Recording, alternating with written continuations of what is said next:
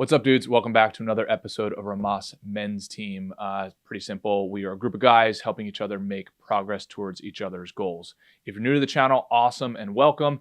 If you want to help support the channel and join our pro team, head over to rhomasteam.com/pro, where you can contribute to us on a donation basis. We also give you access to exclusive content, mastermind groups, etc., etc. So anyway, hope you enjoy this episode, and we'll see you on the team.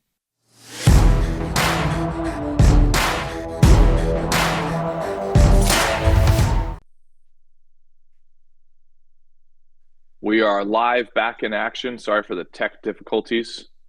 I'll let Ray confess if he'd like to. Real simple here. All we're trying to do, help each other make progress on our goals as men. Mr. Ray, what's going on, brother? Can you hear me? I put in the headphones to see if that would fix the reverb. We good? I think we're good, buddy. Right on, man. What are you drinking? Earl Grey tea, my favorite. And as everybody knows, I'm going to invite some random dudes up on here, especially the new guys. It's an absolute honor to have you on here. Don't feel like you have to succumb to the pressure and coming onto the hot seat here. We'd love to have you. I do think it's the best way of getting the most out of the group, so we can go into any individual circumstance that you have, et cetera, get your opinion on what we're talking about.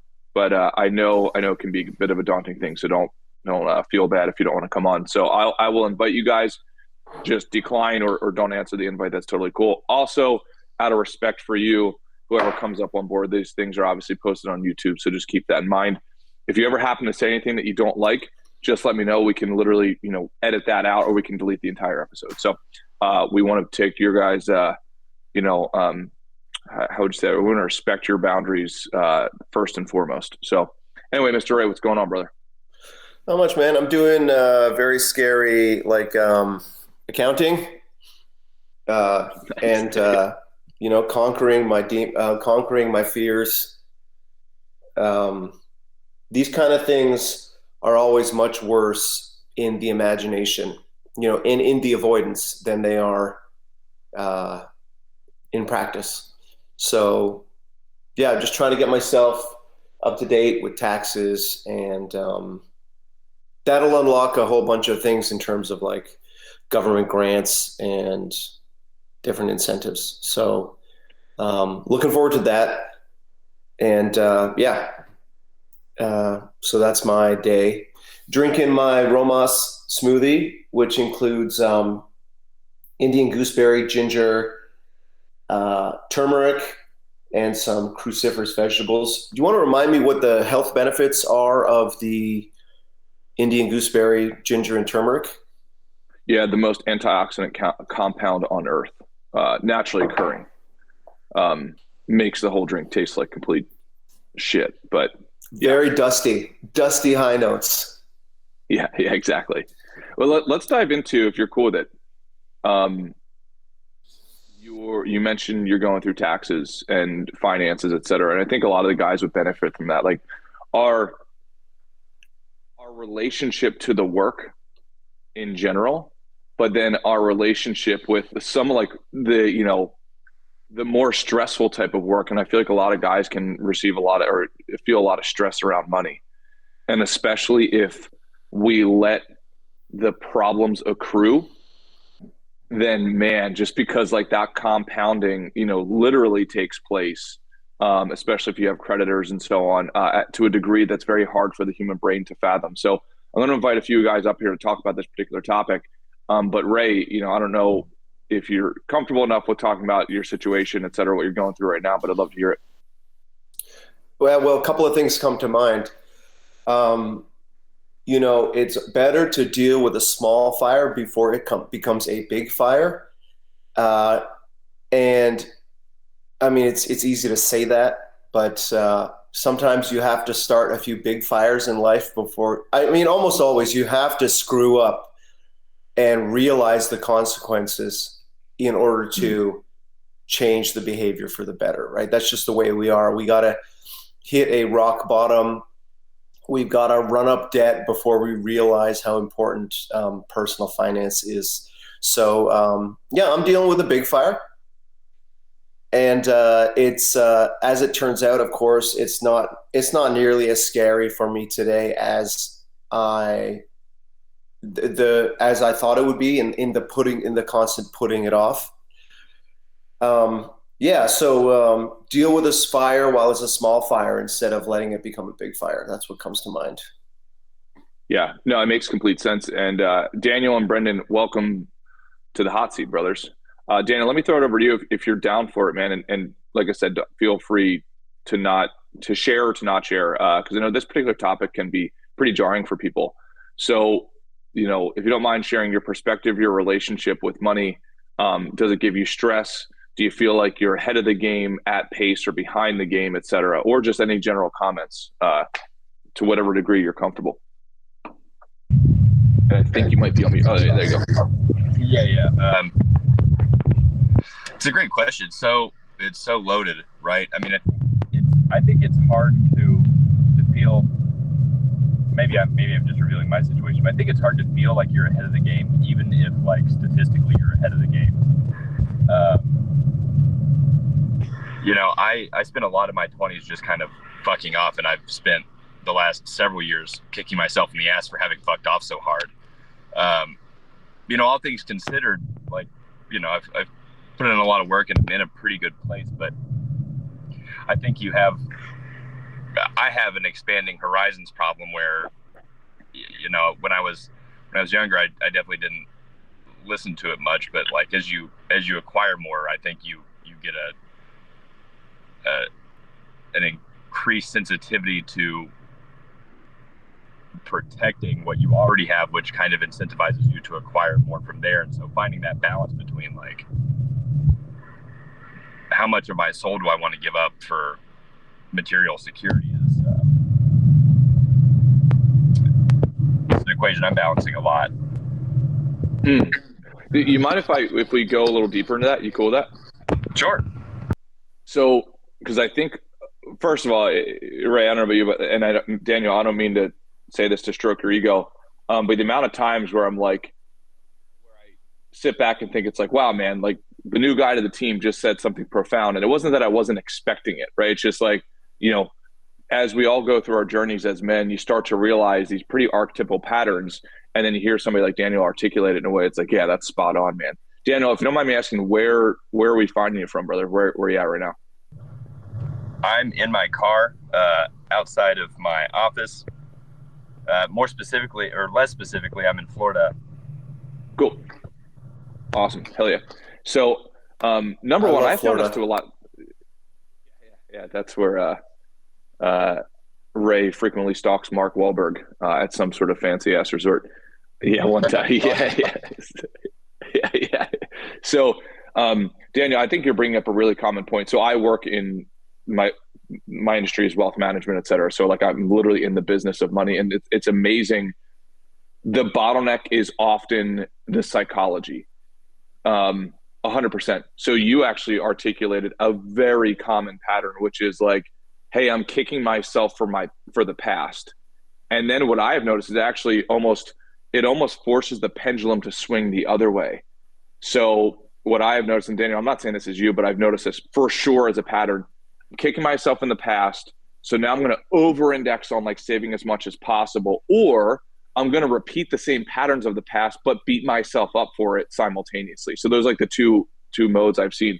And then another pattern that you're articulating, which I also think is spot on, is how the psychology can sort of migrate over time of like, once you do start accumulating some sort of assets or cash in the bank, et cetera, or making a bit of money, you can almost start to get the speed wobbles a little bit, right? It can either like make you like over-index on like, being a miser and just like gripping into your paws and then not taking the risks that you kind of were probably open to taking when you had nothing, because the risk was relatively low because there was nothing to put on the table to risk. And it just gets people in this awkward position.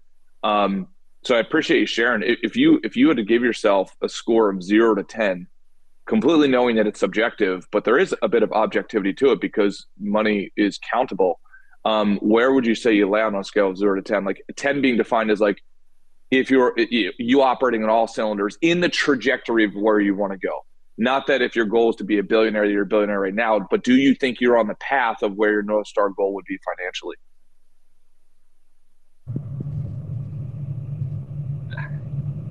Yeah, that's a great one, because so here's what I'm weighing right now is how on track I am for my financial goals versus how on track I am for my financial goals in doing what I would like to be doing to make that money.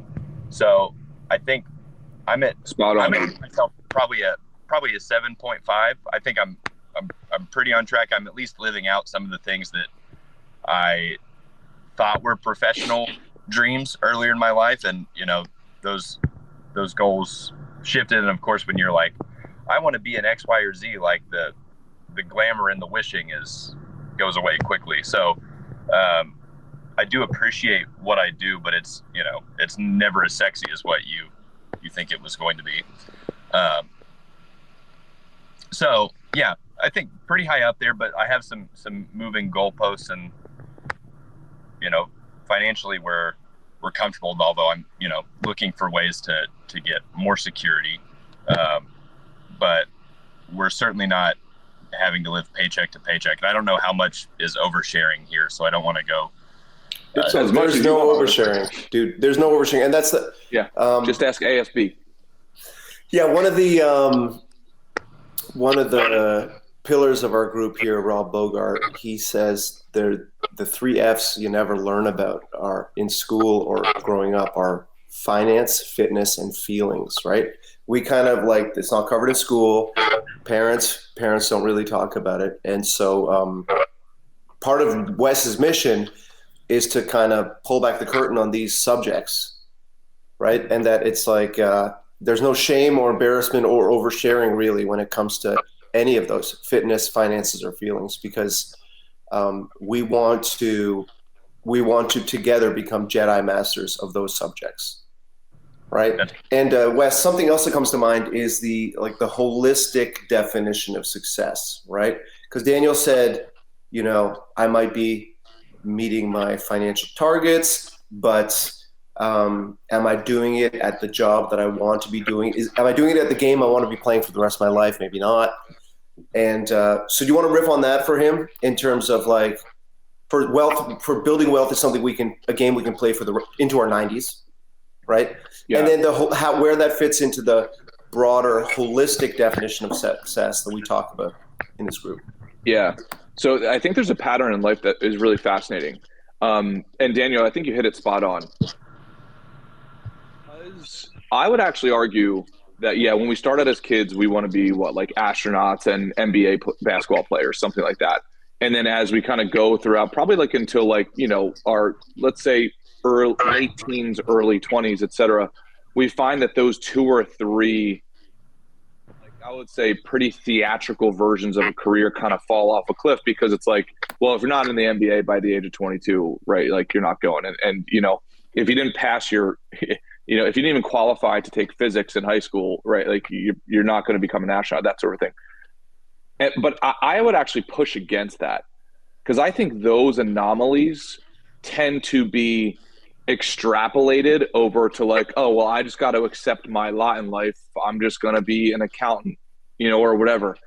And I wish those anomalies were taken off the table, because I don't know, I would actually argue that the majority of those anomalies, most people who as a child wanted to pursue them end up actively deciding they don't want to pursue them. It's like probably along the course of time, you learn that being an astronaut, it's like, I don't want to do that, right? Like I get nauseous when I go on like a roller coaster one time. Like I don't want to be in a spaceship, right? It's going to make me throw up for a month. So if we can almost take those out of the equation, because I think it takes a lot of guys off of their true games. And I personally think life is about playing. Imagine you have a huge dinner table and you put your board games on that dinner table. I don't think there's infinite space to play 35 board games, but there's space to play 6 games, like 5, like I call it my core 5 games. And that's where I wish guys would like almost meet their inner child and say, hey, get back to what you know now, but also with that childhood, like kind of like twinkle in your eye of like of living without boundaries. knowing what you know now, what would you fucking do, right, to maximize your output? Because Daniel, I think you're spot on, bro.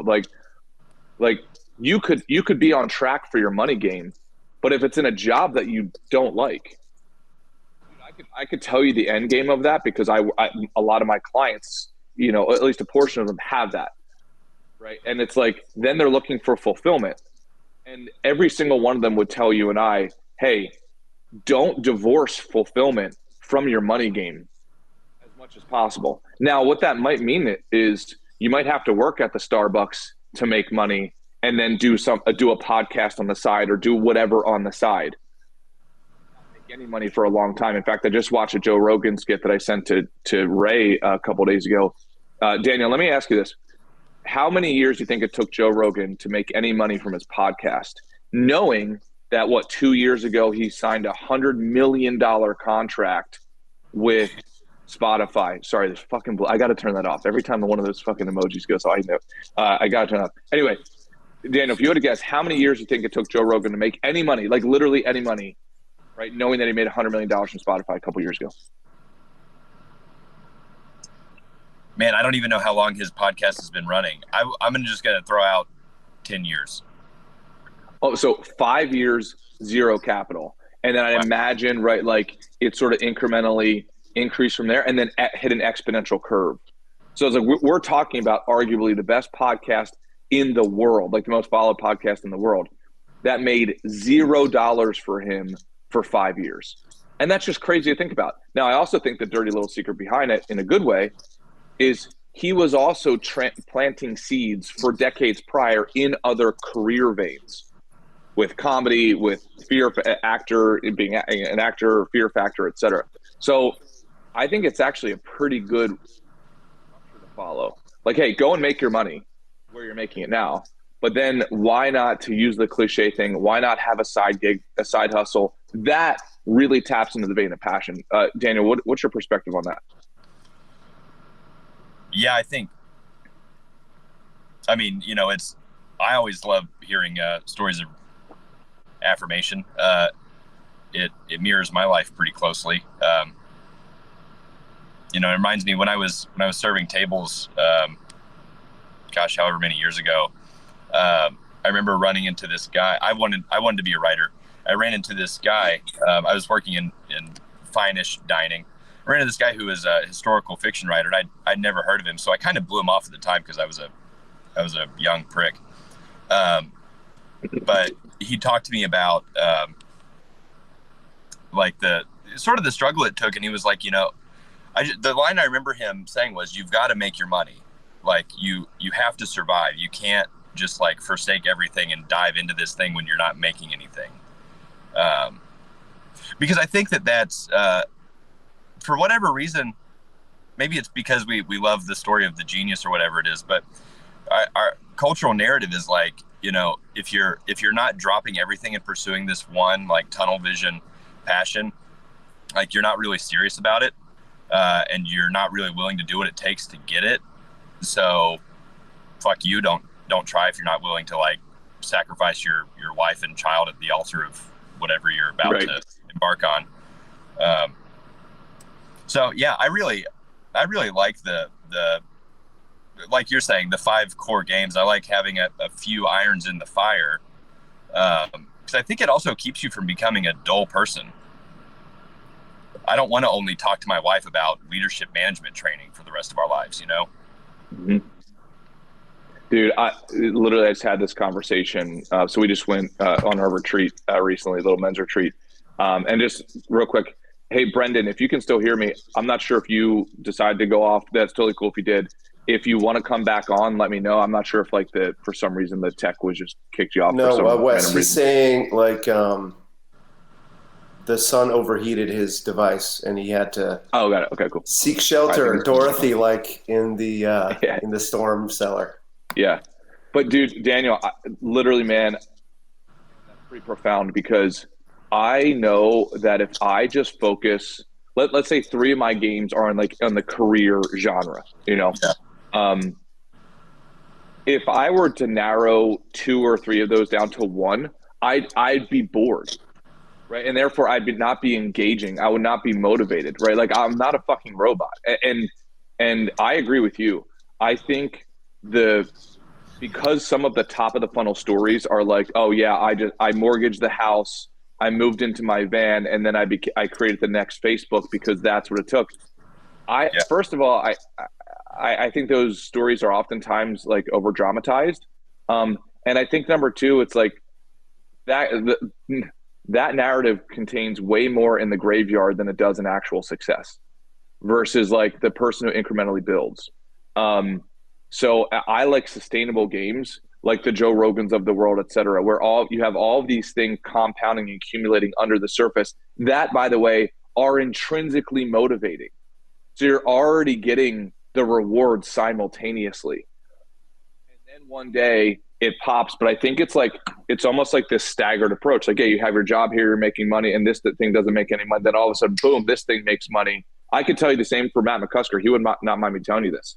Like, dude, what he had to do, side gigs, painting gigs,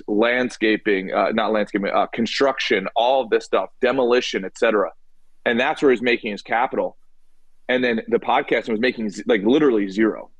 And then all of a sudden, boom, and then boom, and boom, boom, boom, boom, boom, right? And then he can quit this thing over here. But then, as you guys notice, he likes to write. He likes to create these other things. I can't tell too much about his projects right now, but he's doing all these other things that are not making any dollars, like zero. Him and I talk about it often. $0. But I almost guarantee you, right, that in the next 6 months to a year, that's going to be the thing for him. And it's just like on this staggered ladder approach. But let me throw it over here. Daniel, meet Daniel. Daniel, you're raising your hand, brother. Introduce yourself if you don't mind. I think you might be on mute because we can't hear you, brother. For some reason, you're on mute. Yeah, if you can, try to fix that and we'll. Can you hear me now? Yep. All right. So we'll say we got Daniel D and then Daniel M. Daniel M, introduce yourself, brother. Where are you from? And let's. Dude, I'm off 4 hours of sleep right now. I just wanted to make sure I got in here at some point. I should have came in weeks prior, but whatever, dude. I decided to set an early alarm, make sure I got in here. AK numbers on YouTube, if anybody's wondering. YouTube and Twitch. God, I'm like so tired. I'm going to be incoherent. I just wanted to mention something about like being the billionaire success story that you kind of like see online of fucking living in your van or whatever. Just like everything else online, that's going to be like over embellished, kind of like either way. Everything online that's just trying to get like your attention, more so fake. In reality, just kind of like doing it and putting it out there the same way that you do with this Men's Team podcast. It's not really about the viewers or the monetization. It's about making the content that you want to see. And like when you go online in the morning and you want to look up a video, you should be looking up the exact video that you want to see. And if it's not there, then you should make that video. And I'm not saying that to everybody because some people don't want to do YouTube at all. But at the same time, most people aren't even going to get up and try it. So just being there, you're already ahead of everybody else. And you'll see after a year or two of just showing up, you'll always get results, even if they're not the results that you see online, because most of the time, go watch a Cali Muscle video. Most of the time, the results you see online are just people faking it. They're either cheating, they were ahead of the game already. Like you're looking at people that you shouldn't be comparing yourself to, because I don't know about you guys. I never started off financially great. I had to make everything that I had in my entire life myself. And thankfully, I had a great family around to support me. There's a lot of people who don't have anything, and you have to, those people that are really watching that don't start out with anything in life, man, you can't compare yourself to everybody else. Life is just all about finding yourself and your own happiness. Don't focus on finances. Don't focus on what everybody else is doing. If you're happy at the end of the day and healthy, I got to preach that too. Don't just focus on happiness solely, but, try to keep your life straight, try to keep yourself straight. And at the end of the day, dude, money doesn't matter, bro. Like, if you're happy, you're happy. I'm happy that everybody's here, bro. Like, I don't care how much money you have. Thank you for carrying that message, man. Wes, we talk about that, right? Like, I love that little nugget Daniel just gave us where, and maybe I wasn't even thinking about this before, like look online for the video you want to see. And if it's not there, create it. Because Wes, you talk about this a lot, like, the chances that you're the only person out of 7 billion who wants to see that content it's statistically zero. impossible. It's zero. Exactly. So, Wes, what you want to riff on that? Create the content that you wish was there. Well, and I would almost like to evolve this, if it's okay, like as a real life example. I mean, how many of us know we have an itch to scratch and know that it for sure would be valuable for somebody else if we scratched that itch and shared the process? Even just shared the fucking failures. Hey, I tried to solve this problem I had and I failed, right? Just like Thomas Edison. But let me share how I failed with you. And I'm still committed to the journey. I mean, dude, the amount of times where us men, we don't share because of whatever fear gets in the way. And if we're getting like real, it's like 9 times out of 10, it's like how we're going to look to other people, right? Like that's like 90% of the pie chart. At least that is for me. So Daniel, Daniel D, let me throw the ball back over to you.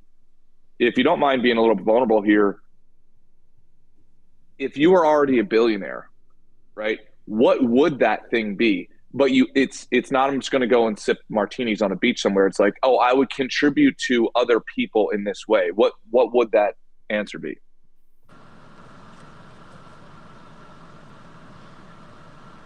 You're not asking about like, where would I put my money, right? You're asking what correct. What would you do? Let's say for a craft, for a career, what would you do if you were already independently wealthy?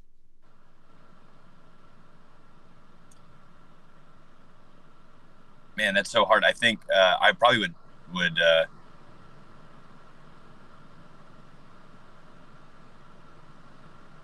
sorry, I'm torn all over the place. Like, this guy would be a professional surfer, dude. If you look in my journal from like 2 years ago, I'm just like I sound like a 7-year-old who's wearing a suit. Like I want to be a lawyer, a philosopher, and a psychologist, and a writer. And so if I was independently wealthy, those are the things I'd be pursuing. Fuck yeah. So let me Jordan Peterson comes to mind. Sorry. So like I'm thinking like the person who actually lives that is Jordan Peterson, right? Which means it's possible. Which means which is to say it's possible rather than you're not good enough to do that. Like, right? It's like it's out of reach. That's not what I'm saying at all. I'm saying like I instantly thought of someone who actually does that. So that's not a crazy thing to reach for.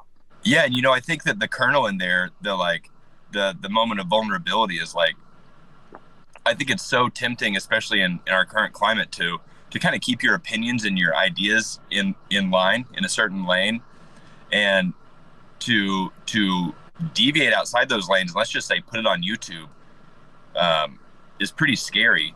Like even what Daniel M mentioned, like, or kind of what the theme of this has been about it. Like, I think there's something you're preemptively recognizing rejection, even if you like have 2 viewers, right? If you put yourself out there and like no one looks at it. Let me mention something. I've been doing YouTube for 12 years now. Just this month, I finally got my first any type of success. I'm going to get monetized hopefully very soon. But I've been doing YouTube for 12 years, man. 12 years. This month I got 30,000 views. That doesn't sound like a lot. It doesn't sound like a lot at all. But look, I got 0 views for 12 years straight. 0 views for 12 years, bro. 30,000, man. Just dealing with people leaving. Okay, dude. 12 years of comments, just hate comments, bro. And being like, should I keep making videos?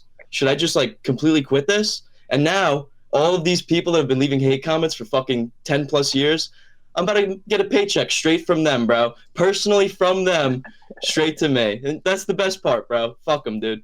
They can all suck a dick. The haters literally are the motivation, dude. They're your most loyal fans. Really? Yeah, exactly. Dude, 100%. Yeah, and Daniel D, what I would add to it, man, is like, we now literally, our ancestors would have killed for this. And last generation would have killed for this, where you can now share, like, your value back to society can just be the sharing of the path of progress on that thing. Right before, it was not practical. You couldn't do it unless you like went under a corner, right, and shouted about it. But now you can open up, a YouTube channel, a podcast, whatever you want, And it does, and I agree with Daniel M. It doesn't have to be through the lens of the internet. I would highly recommend it. But man, I have found like this group to be exponentially rewarding to me. Right? I will do this for the rest of my life, as I told Ray. That because and before, it's so Wes, that's before any monetization. Before, are you getting one viewer or a million viewers? Right? It's just the practice. Yeah, and if you can really get married to your core tribe, hey, I'm doing this so I can do my part as one of the tribes people in a circle, not a triangle. And I don't know if that helps anybody, but for my mindset, that gives me infinite motivation, right? What can I do to contribute to those who I want to contribute to? And you just do that for enough times, and all of a sudden it takes off, like Daniel M is saying. Let me mention Brendan, one more thing. I'm going to hop out of here so please. you can throw somebody else in here. But, dude, I think society sees all people, and as men, we amplify this on ourselves with, like, insecurities. Society inherently sees all people as lazy, and you literally, this way you asked Daniel D what he'd do if he had $1 million. Most people, if they had $1 million, as much as a lot of people would just not do anything, they'd take the martini on the beach. A lot of people would wake up every day and be so bored with $1 million that they would find themselves in a position of making value for someone else. Even if, like, they would do what Matt does. They'd be like, all right, even though I've got this path of success, even though I got this path, I'm going to just do this other thing because it makes me happy, which maybe in the end will make him more money. But at the end of the day, it's really not about money, guys. It's about providing some type of value to your neighbor, whatever it is. And that's all we can do as society. Hopefully everybody starts doing that soon and we all start loving each other as humans, or this planet's going to fall the fuck apart. But this is a good step in the right direction, dude. Groups like this where people, get together and actually socialize again. We got to do this in real life sometime, bro. Hopefully within like the next year or so, you guys get like a in-person Rhomas men's team. You guys get on stage, you and fucking Matt McCusker with mics. That'd be sick. But yeah, either way, I'm going to let somebody else come in here, dude. I'm exhausted. Daniel M., hey, I appreciate it. And just real quick, where did you say you're tuning in from? I'm from New York. Okay, hell yeah. Awesome. What part of New York, dude, if you don't mind me asking? Okay, I was just there. Well, I'm in Toronto, dude, so yeah, I'm in Toronto, so not far. Wes, how far are you from the East Coast if you guys did a in-person show? So I fly back pretty frequently. I was just in New York. That's why I was asking you. I was in Hudson Yards, Brooklyn, and Soho. But I come back pretty frequently. So yeah, let's set it up. I would love to do it, and I'll get Matt on board. He was actually supposed to come out to New York with me for a little while, but his shows kind of messed the schedule up. So yeah, we're going to set it as a goal and make it happen. Sounds good. Hell yeah, nice brother. Thanks, Daniel, for coming on, bro. Yeah, thank you for letting me on, bro. I really appreciate it. Oh, hell yeah, man. And congrats on the success, dude. 30,000 views. Fuck yeah. So, Brendan, let me throw the ball over to you, bud. Comments on this, and feel free to, if you're feeling particularly vulnerable today, what's your story? What's going on there in the genre of career and money, or just comment on the general stuff we've been talking about so far. Yeah. First, I'll introduce myself, Brendan. I'm calling in from the Jersey Shore, a little beach town called Manasquan. I'm an open book. My information's all over the internet, so I don't care if it gets out. So a lot that you guys have been talking about is something that I have a nightly reflection with myself about. In a position where I am seeing money, I'm starting to feel a little bit comfortable.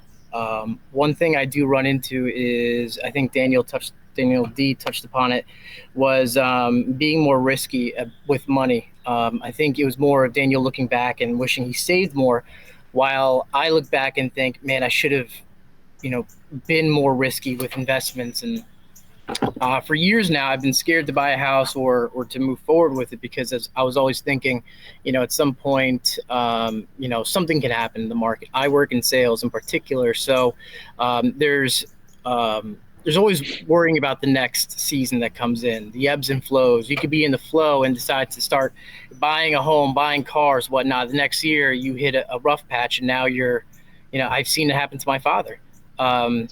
So now I'm realizing, with inflation and whatnot, looking back, and okay, I should have, looked more into in making investments as things have gotten a lot more expensive. I'm shopping for houses still. I'm in a rental right now, and where I've always wanted to live has gotten to the point where it's very hard to afford in the Northeast. And luckily I get to work from home, but my family is here in at the shore, and that's who I want to be around. And when it comes to the end of the with working, how hard you want to work and dedicate your life to a 9 to 5 or whatnot, I want to be surrounded by my family. My father is in a long-term care facility.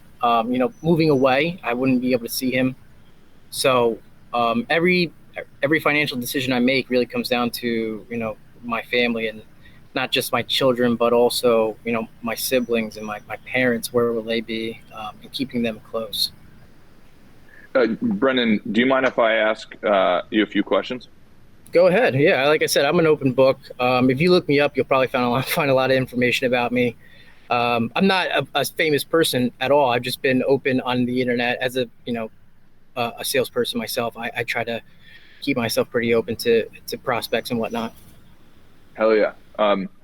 I would be curious, because as I look back on my own personal investments, and that's my career. One thing, if I had to do it over again, is I would invest even more on myself and my skills. And I invested a shitload. But I think I spent $150,000 on my college education. Honestly, I wish I would have, if I were to do it over again, I would match that 150 with other courses and groups, etc. So I'd spend an equal amount, because earlier on in my career, I probably spent another 30, 40 grand on whether it be real estate classes or sales classes, or Matt and I, funny enough, took improv comedy class, and all these other things. I wish I would have quadrupled it, if that makes sense. Brendan, do you notice any of that in your own journey, especially being in sales? Because sales requires a lot of soft skill, acquisition and getting even better. What's your perspective on that? If you were to start over again, would you, and even pegging it from now, right? Do you feel historically you've invested enough in yourself? And do you feel if I were to look at your bank account or your credit card statements over the last year, where are you at on a scale of 0 to 10 with investing in yourself? Looking back, did I invest myself enough? No, absolutely not. After college, I enjoyed the shore as much as I can every summer, where I'd hit 0 on my bank account bi-weekly almost. Not to say that I was splurging, but I was also making very little amount of money. I was living with my parents, but enjoying the beach a little too much every weekend, being at Parker House. But when I hit 30 and I started working from home was when I started to turn a little bit. One thing I've always wanted to be in my life is bilingual. And that's where I started to hit the books, learning Italian. In college, I was in Sicily for an architecture project. And that's where I returned to the language and started to teach myself that. That was almost 7 years ago. And every day it's a struggle. Trying to stay as fluent as possible as I am in the language. Is that taking me anywhere? I don't know yet. It's one thing I've been telling myself for years is to try improv classes, because that's a great soft skill for sales.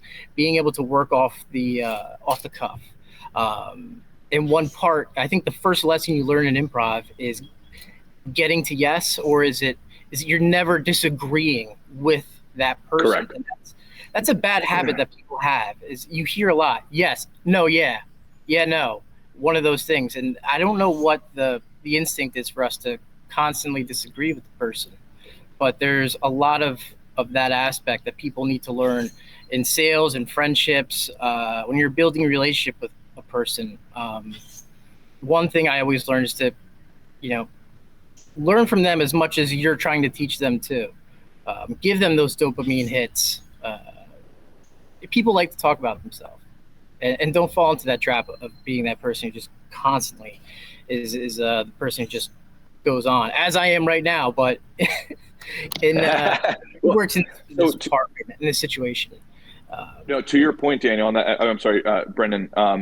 That's what I would urge everybody to think of. Like number one question, like Daniel D is saying or highlighting, and that you don't have the objections in your head right now and the fear, etc. Are you on the craftsman journey that your inner child knows you should be? If you feel like you should be the attorney, if you feel like you should be the philosopher and so on, are you actually doing that? And it's a simple fucking yes or no. Right? No. Don't let your fear and your brain, your monkey mind talk you out of it. Like simple yes or no. Are you on it or are you not? And then from there, Brendan, to what you're saying, like, and this is in general for everybody, okay, spend 10, 15 minutes thinking about, okay, well, what would that look like if I were to get my ass back on that path? And what is the lead domino skill that I would have to acquire? And what course could I go and join? Brendan, to your point, improv comedy, by the way, I'd recommend for every human on earth, like quite literally. I think Matt and I probably spent, I don't know, I'm going to guess it was like $600 or $1,000. It was back in Philly like 15 years ago. Literally one of the best courses I ever took. Because yes, Brendan, to your point, it teaches that yes and rather than saying but or no, right? So yes, and we can do this. So Daniel D, let me throw it back over to you. If we were to play in this picture that you're painting and you saying, hey, you know, I'm making money in my career right now, but I really want to be doing this. What do you think the first step would be towards that, if you don't mind me putting you on the spot? No, I don't mind. I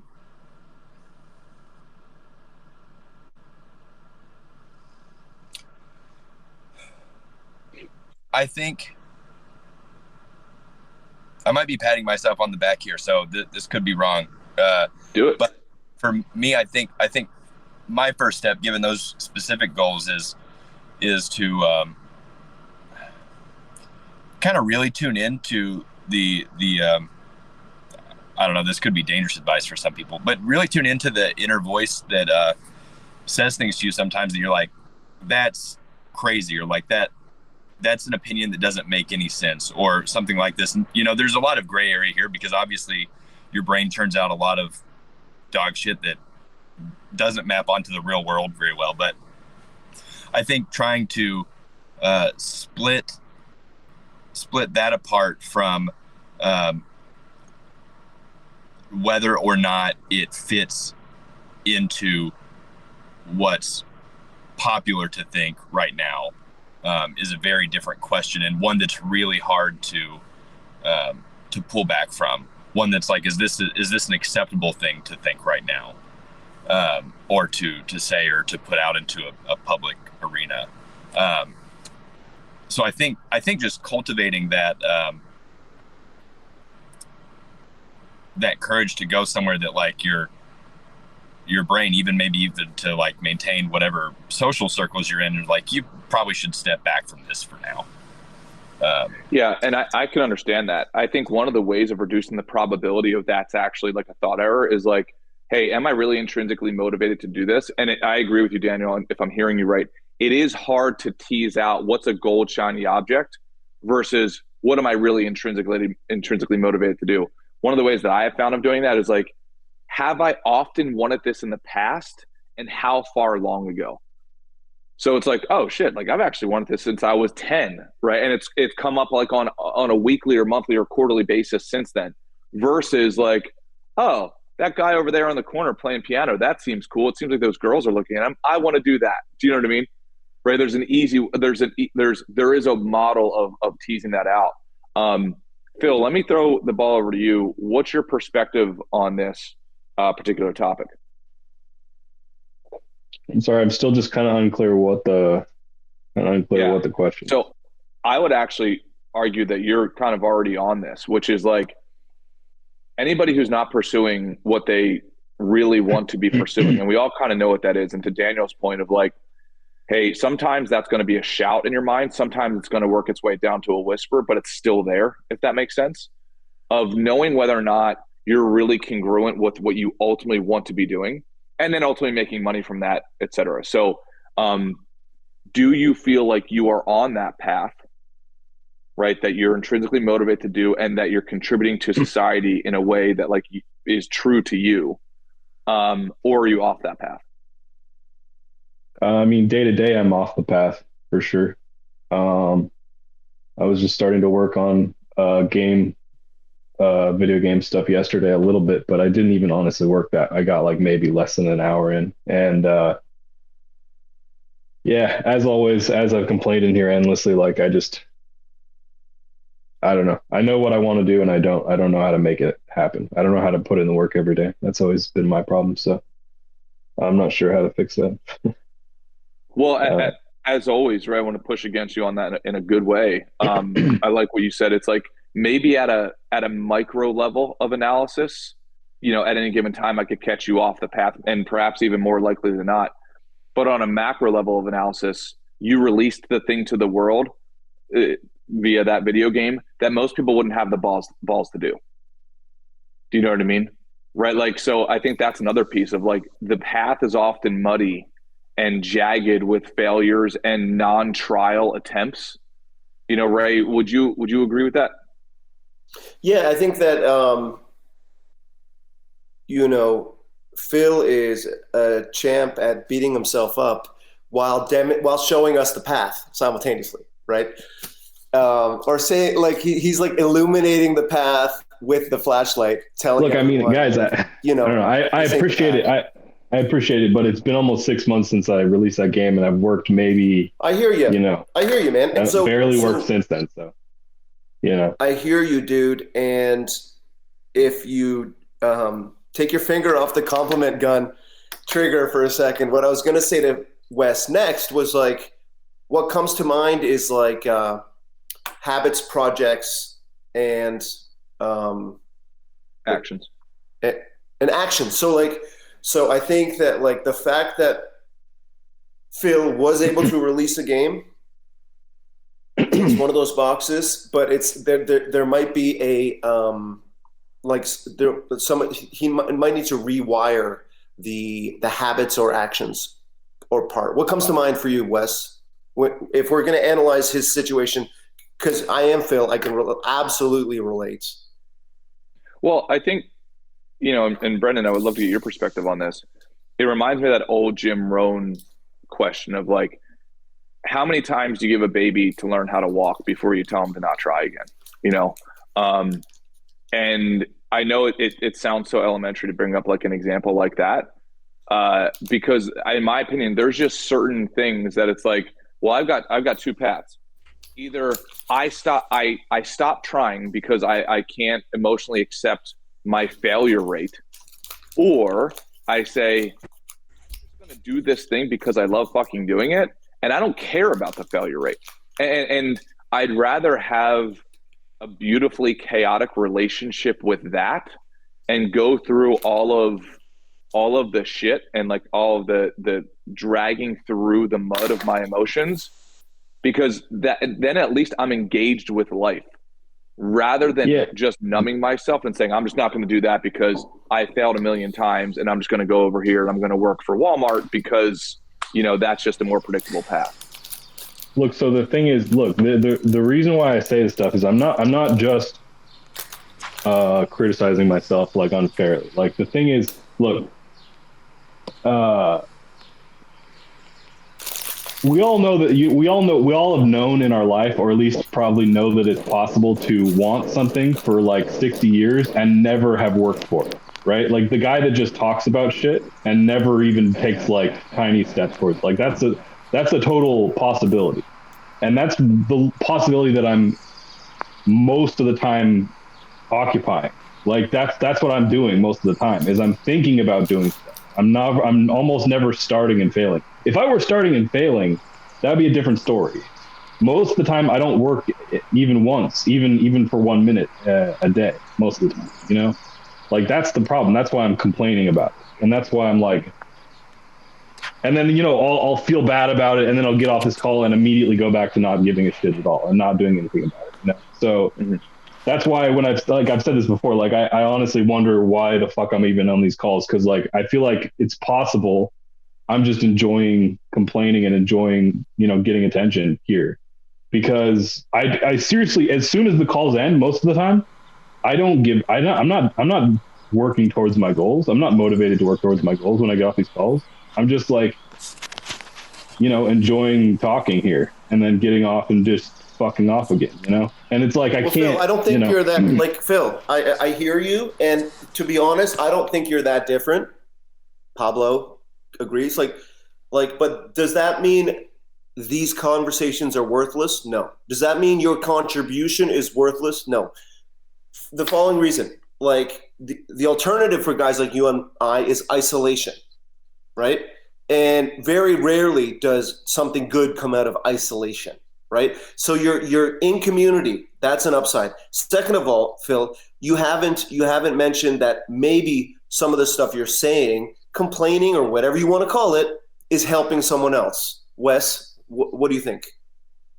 Yeah, I mean, Phil knows the answer to this, 100%. Right? Yes. Like, also, he hates us. Look, I mean, I know I've said this, I've wasted you guys' time with this crap so many times. Like, I hate making you guys rehash this stuff. I'm sorry, but I didn't mean to go. I don't mean to go. I'm not trying to take us down this road every fucking time. No, Phil. What you're talking about is very relevant because, like, Daniel D was just saying, like, asking himself, when do I pursue my passion? When do I stop waiting tables, right? And so something that comes to mind for you and I, Phil, is like, for how long, and this is the wrong way to phrase it, but I just in like what comes to mind is like, how long do I have to be unsuccessful before I start to try, right? So the flip side of that, the flip side of that is like it's like a rock bottom idea, right? Like we do in 12-step recovery from drugs and alcohol or overeating or sex or whatever you're in recovery for out there. We have to hit a rock bottom, right? Where, we drink 40 beers in a day. We know it's bad. We drink 41 the next day. We drink 42 the next day. We should probably get off that train. But it's only when we hit 50 or 60 we lose it. Some people are in AA for 40 years and they're still drinking, right? That happens a lot. That happens a lot. I know that happens a lot because my dad's been in AA for 30 years. And some people are they're not trying. That's the thing. Some people in AA are not trying. That's the thing. Well, Phil, those people, if they're alive, is a miracle. Okay, first of all, that's break up this fight. That's fucking dark. I would add to this. I think it depends on how you're measuring like try. Does the guy who goes to church and then still commits sins outside of church, does it not count that he's going to church as like one of the points of like, hey, this is even if my try is just being open to a discussion of progress, right? Without making the physical progress. Do you know what I mean? Like, so, and Phil, I'm not saying that you're wrong. I'm saying like, that's my perspective. It's like, dude, if there's a part of my day where I just put on something in my ear just to increase my mindset a tiny bit, I know it's not me going and getting a new client, but that's one more drop in the bucket in the points of like, I'm on the path towards something rather than I could go fuck off and do whatever else. Brendan, let me throw the ball over to you. What's your perspective on this? Do you find it yourself, you beat yourself up often at times of like, don't feel like you're making enough progress, et cetera? Oh yeah, you're on mute, brother. He says he's stuck on mute for some reason. While he figures that out, Arjuna, let me throw the ball over to you. What's your perspective?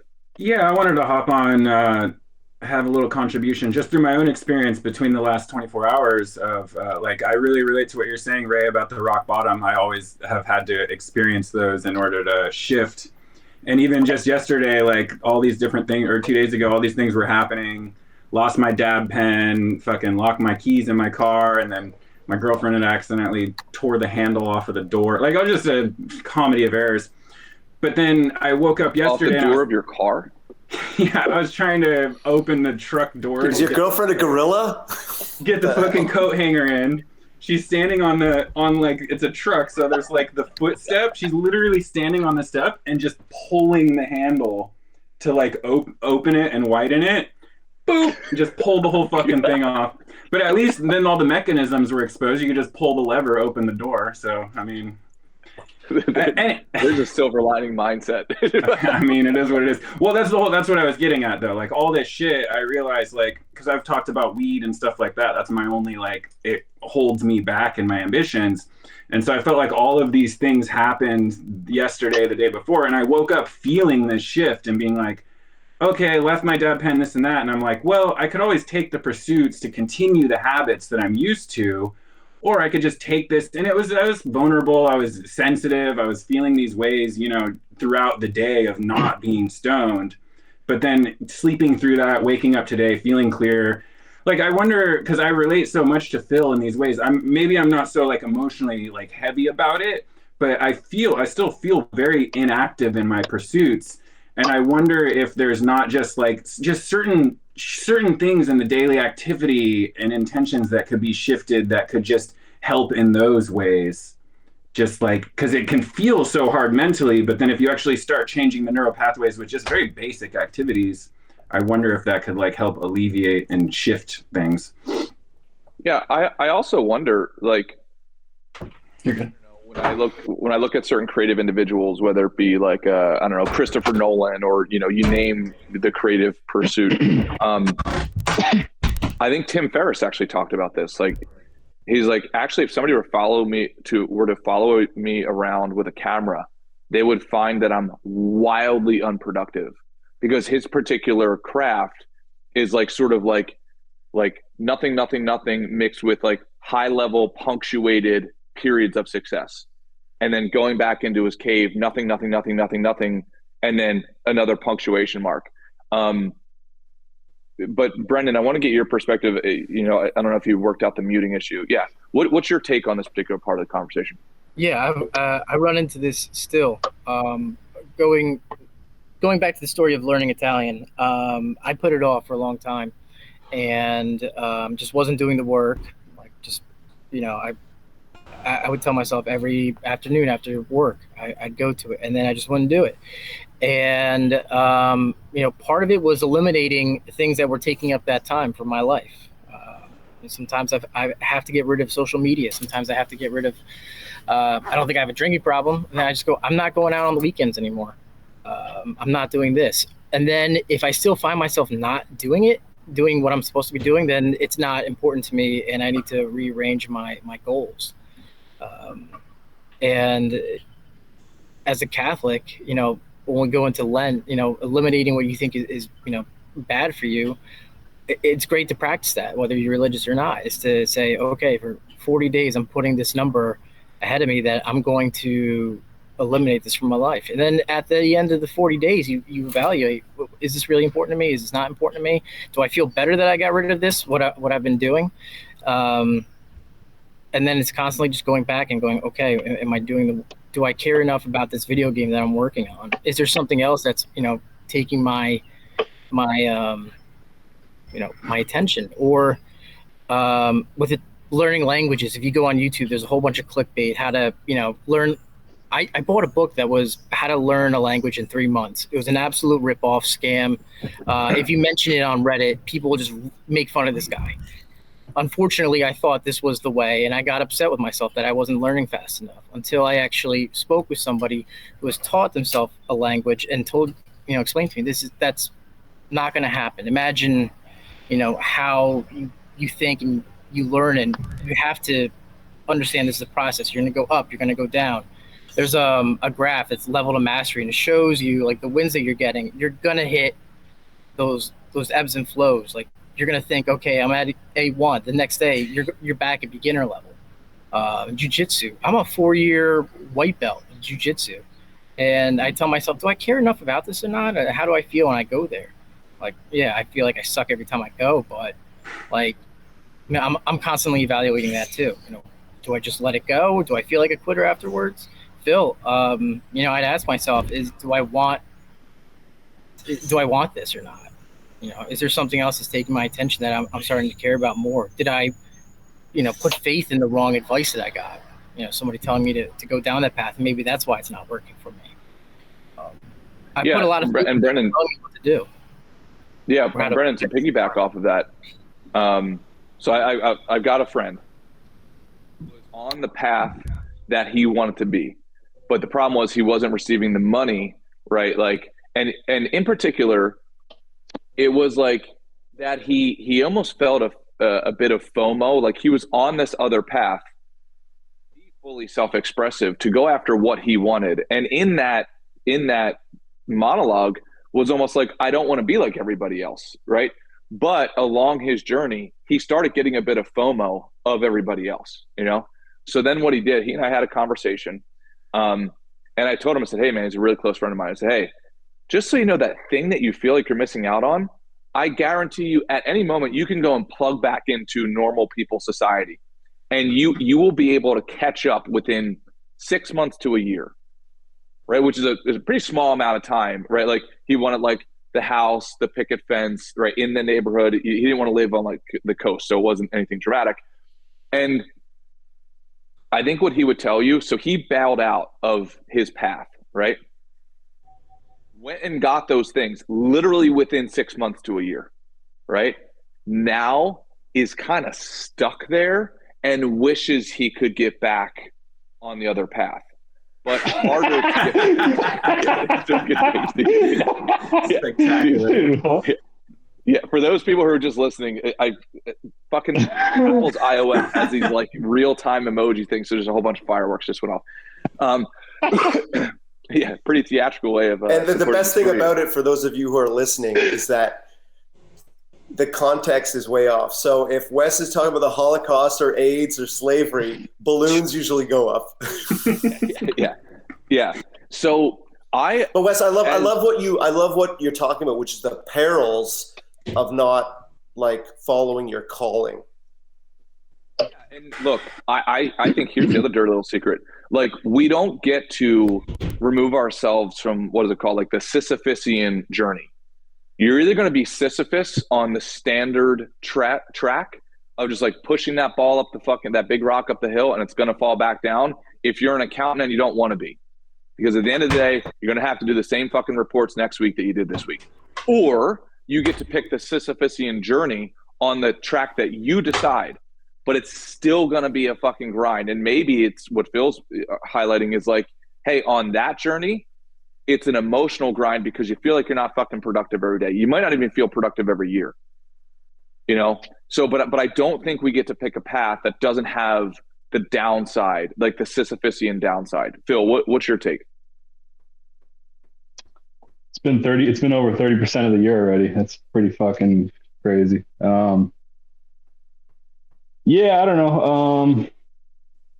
Like, I guess, you know, the main reason I'm so frustrated is because like I'm starting a new job soon, but you know, I'm not working right now. Well, I'm doing some random side jobs and stuff, but other than that, like I have like almost the entire day free most of the days, and I just waste it. And that's what's so demoralizing. I'm just wasting almost all my time.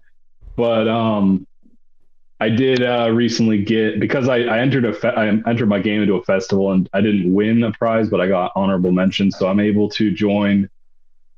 They're doing some promotion thing soon in the next month, so I'm able to join that. Hopefully we'll get some more attention on my game, which is pretty cool. I don't know if anything will come out of that. We'll see. But that gave me a little bit of motivation to do some more work on it and have it ready for that. Yeah, and Phil, yeah, I don't know. By the way, this is why I often want to tell you to go fuck yourself in a respectful way, is because you beat yourself up on here, right? And then you bury the lead of like, oh yeah, by the way, my game just got, was input into this particular competition and it received accolades, et cetera. And I also have a job that I didn't tell you guys about. So brother to brother, man, I think obviously you are your biggest critic by far. And I know that you know that. And I know that you also probably know, right? Like, hey, yeah, could you be doing more? We all could be doing more.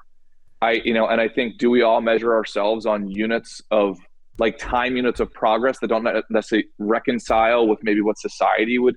Most people, dude, who are working a 9 to 5 can reconcile their units of progress on the 9 to 5 scale. But people who are on creative pursuits, and I know you can't do that. And then it's like, yeah, then it's an argument of, well, what time measure do you reconcile it on? And that is like that's the agonizing journey. I think that we're both on to a certain degree. But anyway, I know you're being low key but congrats on those wins, brother. Hey, thanks. Yeah, man. I feel like we should end there. Wes, we got a hey Wes, thanks Phil from Phil. I feel like that's a win. Yeah, let's not screw it up. Because I think in that hey thanks, there's a part of him that recognizes that like he did a good job for himself. Phil, if you don't mind me saying that right in front of your face. No, I yeah, really golf appreciate clap it. For you, brother. Yeah. Yeah, I appreciate it. Can you make some more fireworks or some shit go off? yeah. What was it? You did like this. Like, how is that an emoji's trigger? Like, what the? I gotta learn them. I should. Oh, nice. Yeah, we got the fireworks. Fuck yeah. Yeah. Brendan, let me throw the ball over to you. Final words of wisdom, bud.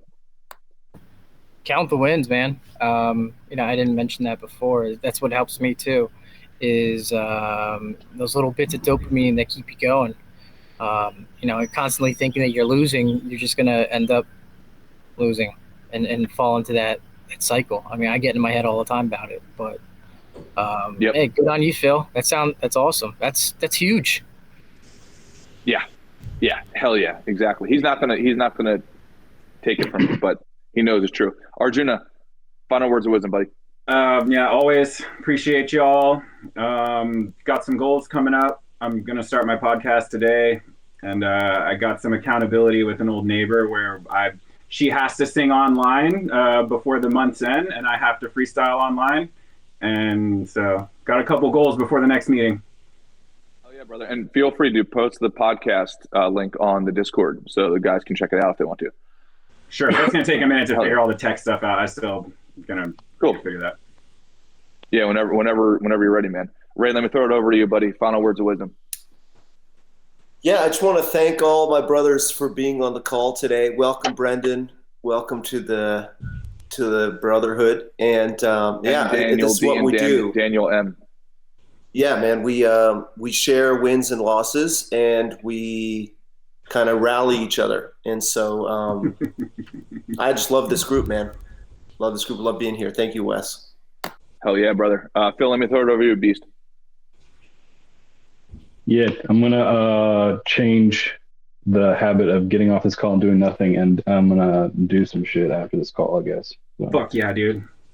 Hell yeah. Yeah, and my final words, man, as always, dude, like I appreciate all of us on here who are willing to be vulnerable and actually tell the fucking journey, right? Of not just like, hey, man, here's like the $1 million that I got. Here's the private jet and so on. It's like, that's not the journey. We all know that's not the fucking journey, right? We're often sold it, but it's like the journey is like this. It's beautifully destructive. It's beautifully chaotic, and it's beautifully fucking agonizing. And I would not want it any different. So thank you, dudes. I love you guys. Thanks for all who came on. Thanks to the new guys, and I'll see you guys soon. Later. Love y'all.